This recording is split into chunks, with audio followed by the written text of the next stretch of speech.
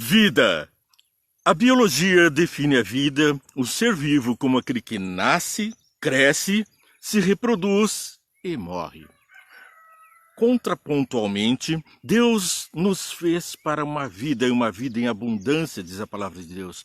Uma vida conforme a sua imagem e semelhança. Ele que é eterno, nos fez com a capacidade de comer do elixir da longa vida, de manter comunhão com Ele, e isso nos traria vida eterna. Mas este elixir foi escondido pelo pecado. O pecado fez separação entre nós e o elixir da longa vida, que é o próprio Deus. A fonte da vida é esse Deus maravilhoso. Quando nos afastamos dele, trevas. Porque no princípio havia trevas sobre a face da terra. Mas Deus, quando criou o mundo, a primeira coisa que fez foi trazer luz. E luz significa vida. E, portanto, nós estamos num contexto do dilema entre a vida eterna e a morte eterna. Ninguém escolheu nascer aqui dentro dessa família, desse contexto. Mas Deus nos fez diferente das pedras. Elas existem, assim como nós. As amebas, os seres pequenos, inferiores, eles têm vida, mas nós temos existência e vida. Se ligados com Deus, uma vida com Deus, uma vida repleta, uma vida completa. Agora nós temos alguns trechos da palavra de Deus que vão ilustrar o que nós estamos dizendo. Antes, porém, vamos ler o que disse Ellen White no livro O Grande Conflito, página 532 e 533, apenas um pequeno trecho.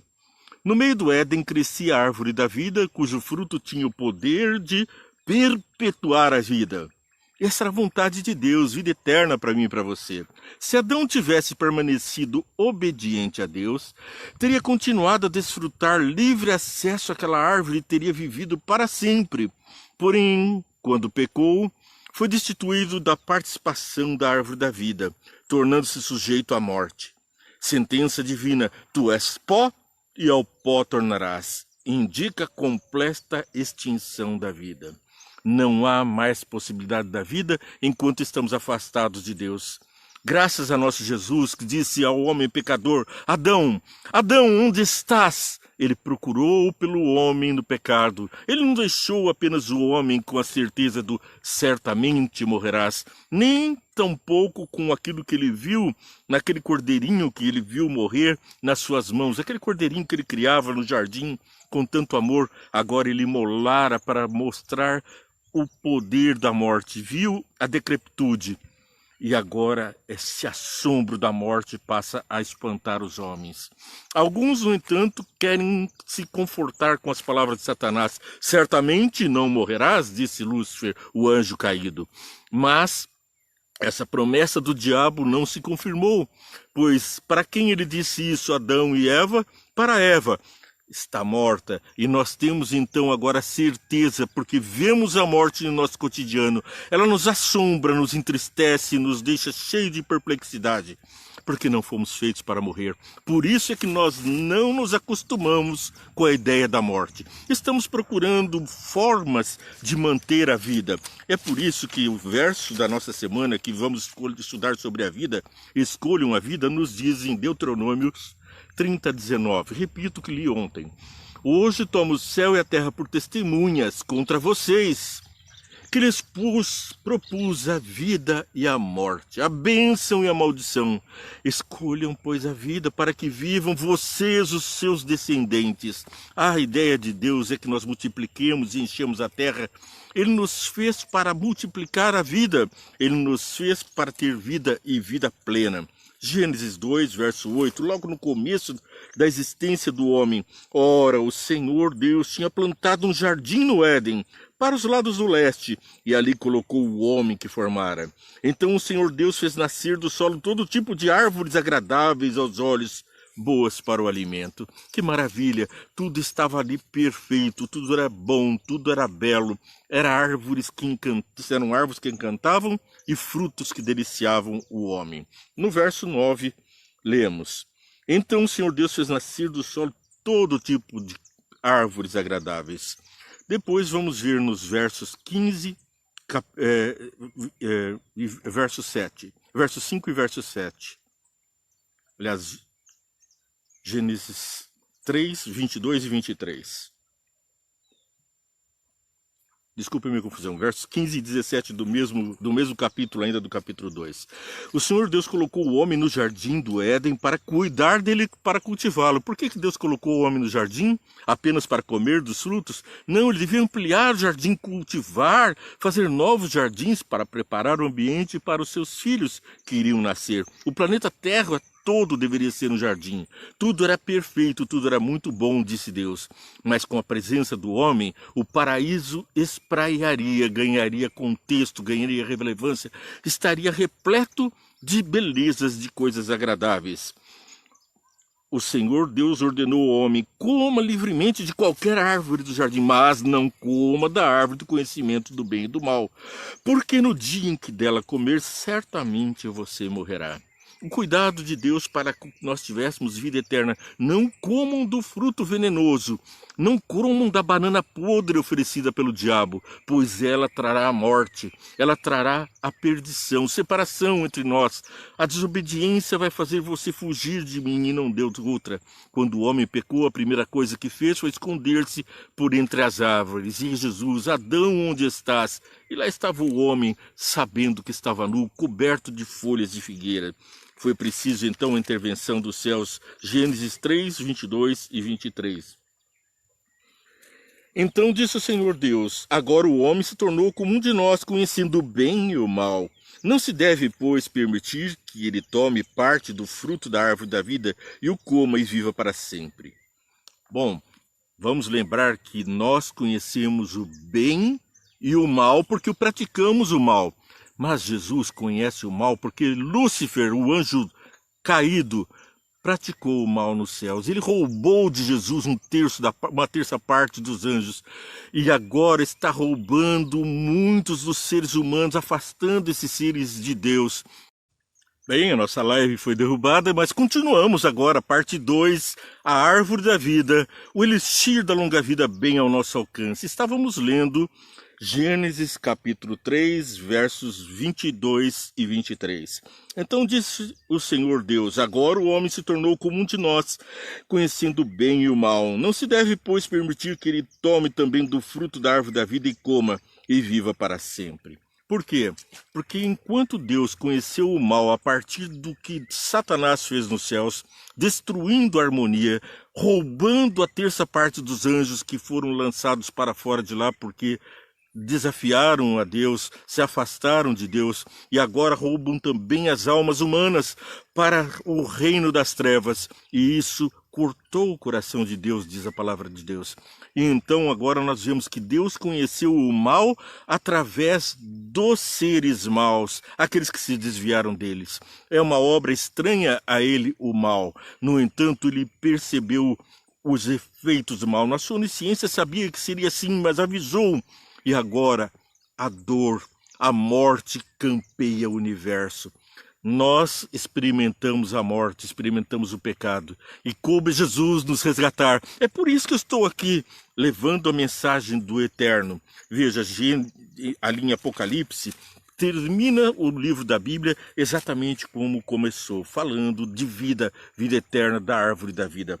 Olha o que nos diz aqui Gênesis capítulo 2, verso 7. Aquele que tem ouvidos, ouça o que o Espírito diz às igrejas.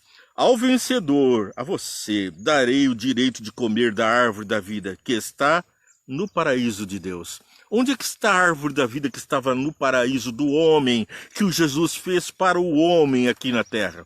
Ela foi levada para os céus para que os maus não provassem dessa fruta, desse elixir, e pudessem ter do poder que vem de Deus. Até porque Deus não está neste mundo de trevas aqui atuando, ele está nos céus intercedendo por nós, no julgamento no universo, lá está o nosso advogado. Então vamos ver de onde que vem a fonte de todo o poder, de onde é que vem o elixir verdadeiro da longa vida, tão buscado na história da humanidade. Apocalipse 22, verso 2. Eu leio também o verso 1. Então o anjo me mostrou o rio da água da vida, claro como cristal, fluía do trono de Deus e do Cordeiro. De onde é que vem o rio claro como cristal? Do trono de Deus e do Cordeiro. E para onde ele vai? Essa árvore, essa água da vida vai alimentar a árvore da vida. Veja a continuação. Fluir do trono de Deus e do Cordeiro, no meio da rua principal da cidade. De cada lado do rio estava a árvore da vida, que frutificava 12 vezes por ano. Parece que essa árvore da vida seria como o cajueiro. Ele tem a capacidade de, onde seu galho toca no chão, ampliar ali, fazer uma nova árvore, uma comunhão de muitas árvores. De um lado ao outro do rio, a árvore da vida se estendeu. O rio da vida é Jesus, e do trono de Deus e do Cordeiro vem a fonte da água cristalina, da água viva, a trazer vida para a árvore da vida, que frutifica 12 vezes por ano, uma por mês. Justamente porque nós vamos visitar o paraíso de Deus uma vez a cada 28, de uma lua nova a uma lua nova. De 28 em 20 dias, vamos provar do fruto da vida. E isso vai nos manter com vida, porque vamos estar louvando a Deus diretamente na fonte. E onde é que vai estar essa fonte? Bem aqui na Terra Reformada. Olha só. Frutifica 12 vezes ao mês. As folhas da árvore servem para a cura das nações. Já não haverá maldição nenhuma. O trono de Deus e do Cordeiro estará na cidade. Aqui nesse mundo reformado por Jesus, o trono de Deus se estabelecerá. É daqui que o universo será regido. É daqui que a fonte da água viva vai verter para o universo.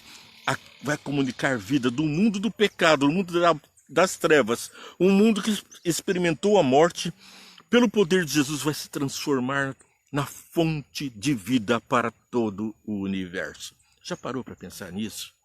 Eu fico todo arrepiado quando penso como Deus pôde amar esse pobre, podre pecador a ponto de transformar o que era de pior nessa maravilha quase que indescritível. E João vai se esforçando em Apocalipse pela inspiração para traduzir. Leia o verso 14. Então, em 22:14 de Apocalipse, João esclarece: felizes os que lavam as suas vestes, e assim têm direito à árvore da vida, e podem entrar na cidade pelas portas. Bom, onde vamos lavar as nossas vestes? Para que elas fiquem alvas, limpas, como as do Cordeiro, como a de todos os seres que habitarão a cidade santa, na água cristalina que vem do trono de Deus, de Jesus, a rocha eterna que caminhava, que se arrastava junto com o povo no meio do deserto. Lá o povo de Israel caminhando 40 anos no deserto, e aquela rocha vertendo água, saciando a sede de uma multidão, 2 milhões de pessoas, bebendo da fonte da água viva. E agora, essa fonte está aqui na tua mão. Beba da palavra de Deus, que é a fonte da água viva, do Espírito Santo, que é aquela água, e do Jesus Cristo, que é que lava o nosso ser. Com essas palavras, nós teremos alcance para compreender a obra de amor de Deus. Vamos orar? Senhor Deus, nós estamos diante de Ti pedindo bênçãos para todos os que estão assistindo. Eles querem compreender a Sua palavra, assim como eu, queremos crescer no conhecimento do Teu Evangelho. Manda, pois, o Teu Santo Espírito com poder precioso para nos elevar os pensamentos, mudar, amolecer o coração de pedra e transformar a nossa vida de uma forma que nós possamos ser uma bênção para o mundo, uma bênção para os governantes, que as nossas palavras possam abençoar as pessoas, os nossos gestos possam levar conforto, e que assim nós possamos mostrar ao mundo como é ser cristão semelhante a Cristo. Essa bênção eu peço para todos que estão assistindo, para mim especialmente. Converte o meu coração e leva essa mensagem a todo esse mundo que é teu, aos teus filhos espalhados na terra, pois essa palavra vem de Ti e é para os teus filhos. É o que peço em nome de Jesus. Amém. Ei, você já curtiu? Curtiu a programação aí? Compartilhou? Tem pessoas especiais esperando por um compartilhamento seu.